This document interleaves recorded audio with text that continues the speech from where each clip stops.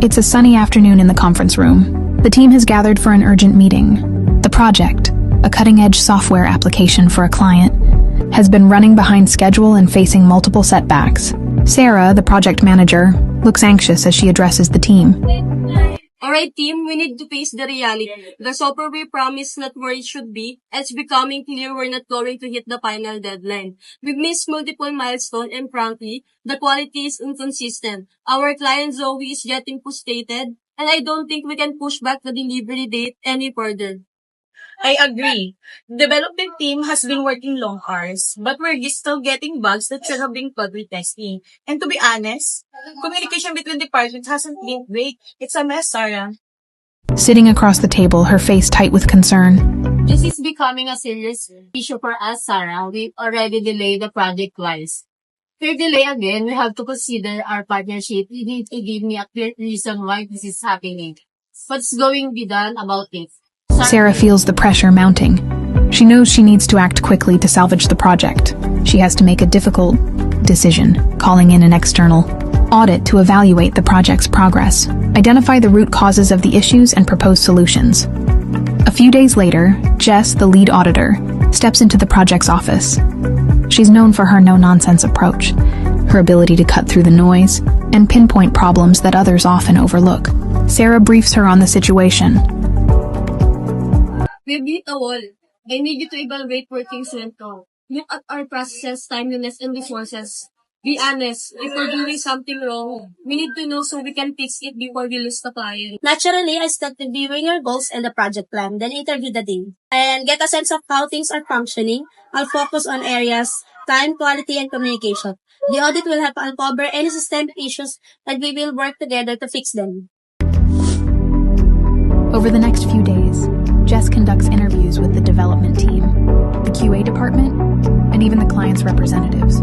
She examines performance metrics, team communications, and assesses the project documentation. The findings are troubling. Sarah, I've been reviewing everything. Here's what I found. The root of the issue is not just poor communication, it's misalignment between teams. Developers and testers aren't collaborating effectively. You're missing detailed documentation on requirements, which has caused confusion about the scope. Additionally, the project has suffered from frequent changes in priorities, making it impossible for your team to stay on track. I knew there was something off, but I didn't realize it was that deep. How do we fix it, Jess? We can't afford to lose the client. Well, first things first. You need to align your teams. Developers need to work more closely with testers from the beginning, not just at the end of the cycle. Your project scope needs to be locked down. Frequent changes are killing your timeline. And finally, your communication needs to improve. Regular check-ins between teams are crucial. If these things aren't fixed, the project won't succeed. Taking Jess' recommendations to heart, Sarah quickly sets up a meeting with the development, QA, and client teams. She outlines a clear plan of action to address the problems. We've been doing this wrong, but where's the path forward? First, we're going to look down the project scope.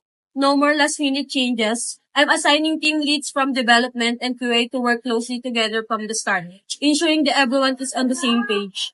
We're going to introduce daily stand-ups to improve communication, and I'll be meeting with the client weekly to provide updates so they're never in the dark. That sounds like a good plan.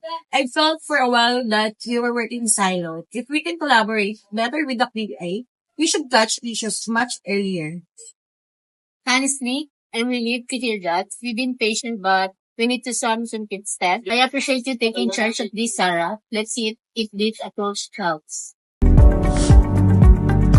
Weeks pass, and the changes start to make a noticeable difference. The developers and QA teams are now collaborating closely, and despite the earlier setbacks, it is delivered on time and with the expected quality. Bugs are caught earlier, and the project scope is adhered to.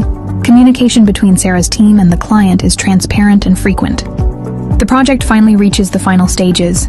Zoe, the client, is pleased with the results. Sarah, I admit I was worried for a while there, but you and your team pull it together. The software is great and we're happy with how it's working. I think we learned some valuable lessons here. Thank you, Zoe. We learned a lot too. I'll be honest, we were all caught up in the day-to-day tasks and lost sight of the bigger picture. But the audit helped us identify our weaknesses and turn things around. Definitely learned the importance of communication and aligning our priorities. I think it all makes us more efficient in the future. Moral of the story. The project's success wasn't just about fixing bugs or following the original plan.